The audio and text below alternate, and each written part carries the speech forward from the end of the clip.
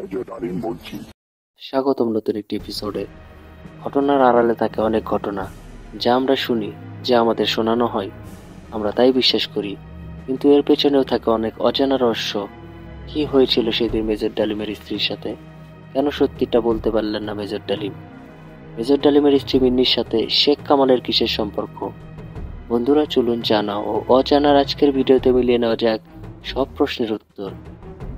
গত 5ই আগস্ট ছাত্র জনতার আন্দোলনের তোপে পড়ে দেশ ছাড়েন শেখ হাসিনা। এরপরে খবরের হেডলাইনে নাম উঠে আসে ভিলেন থেকে নায়ক বনে যাওয়া মেজর ডালিমের।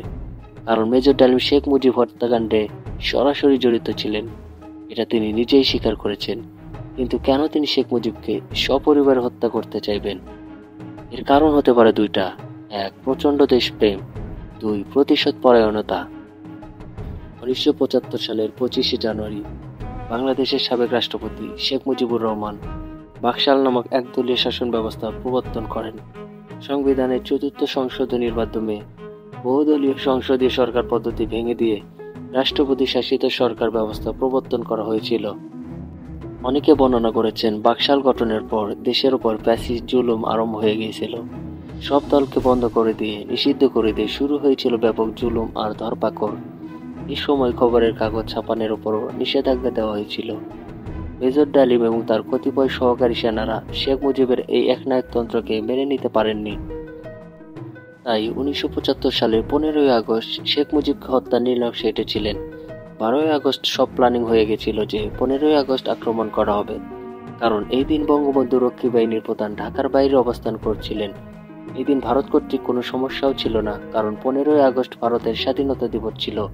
এদিন ঢাকা বিশ্ববিদ্যালয়ে একটা অনুষ্ঠান চলছিল, যার জন্য পুলিশ বাহিনীর মনোযোগ এই দিকে কম ছিল। আর এই সব কিছুর মাস্টার মাইন্ড ছিলেন মেজর ডালিম। মেজর ডালিম তার স্ত্রী মিন্নিকে প্রচন্ড ভালোবাসতেন। রূপে গুণে অনন্য ছিলেন এই মিন্নি। আর এইদিকে বঙ্গবন্ধু পুত্র শেখ কামালের সাথেও মেজর ডালিমের একটা ভালো সম্পর্ক ছিল।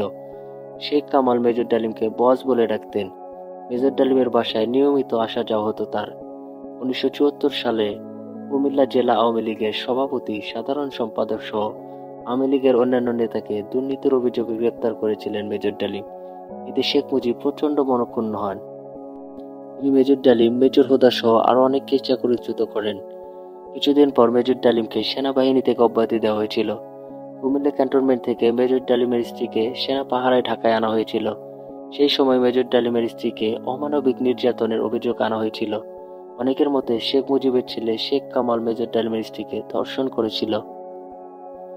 যদিও মেজর ডালিম তার নিজের লেখা বই যা দেখেছি, যা বুঝেছি, যা করেছিতে এসব কথাকে উড়িয়ে দিয়েছেন, কিন্তু আসলেই কি তাই ঘটেছিল, নাকি নিজের স্ত্রীর মাথা উঁচু রাখতে তিনি গোপন করে গেলেন সত্যিটা? বন্ধুরা, বঙ্গবন্ধুকে সপরিবার হত্যা করার পেছনের কারণ কি এটাই, নাকি অন্য কিছু? জানিয়ে দিন কমেন্ট বক্সে। ভিডিওটি ভালো লাগলে সাবস্ক্রাইব করে পাশে থাকা বেল বাটনটি অন করে দিন। নতুন কিছু জানতে এবং বিস্ময়কর বিভিন্ন প্রশ্নের উত্তর পেতে সাথেই থাকুন জানা ও অজানার।